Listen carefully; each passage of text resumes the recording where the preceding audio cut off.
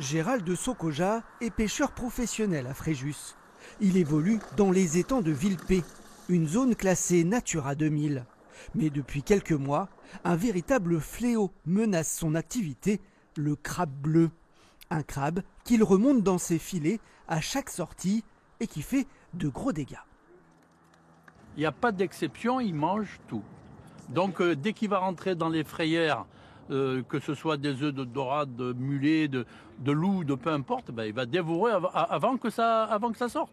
Il est là le souci. Je pense qu'en l'espace de 5 ans, on a multiplié par 10. Et j'ai peur qu'on multiplie par 100 dans les 5 années à venir. Un crustacé originaire d'Amérique du Nord, caractérisé par la couleur bleutée de ses pinces.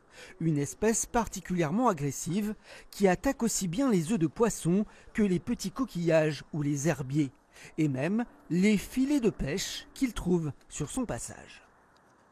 Vous voyez ? Vous pouvez prendre tous les centimètres, les millimètres, voilà. C'est complètement pas déchiré, pulvérisé. C'est dantesque à voir. Hein.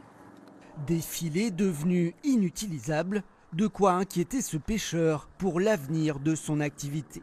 Si vous détruisez les frayères à la base des plus petits poissons, entre ça, un peu les cormorans, un peu ci, un peu là, c'est mort, ça devient un cimetière. Hein. Face à cette menace, l'agglomération Estérel-Côte d'Azur est en alerte. Kevin Bergeron effectue régulièrement des relevés à l'aide de cette sonde. Elle mesure la température et le taux de salinité de l'eau. Objectif, identifier les lieux de prédilection du crabe bleu. Alors il se plaît particulièrement bien ici parce que c'est une lagune et donc la spécificité c'est d'avoir vraiment une salinité qui est un peu moindre que celle de la mer et il apprécie particulièrement ces zones-là pour se reproduire. Ce qui inquiète les autorités, c'est le taux de reproduction très élevé du crustacé, car une seule femelle peut pondre jusqu'à 2 millions d'œufs.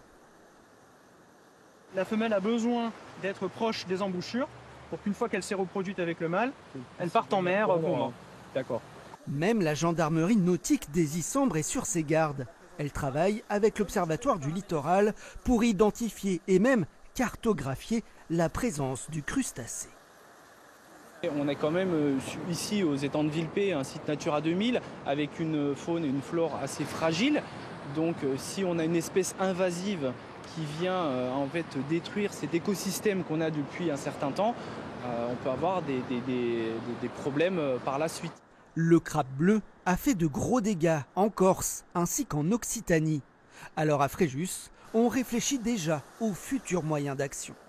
On a la chance d'avoir ce retour d'expérience de ces deux régions sur lesquelles effectivement ils ont travaillé déjà depuis un peu plus longtemps que nous pour que nous effectivement on soit accompagnés en vigilance absolue sur cette espèce-là pour justement qu'on n'ait pas la problématique qu'ils ont eue là-bas. Un plan local de lutte contre le crabe bleu devrait voir le jour avant cet été, même si pour l'instant, aucune solution miracle n'a été trouvée.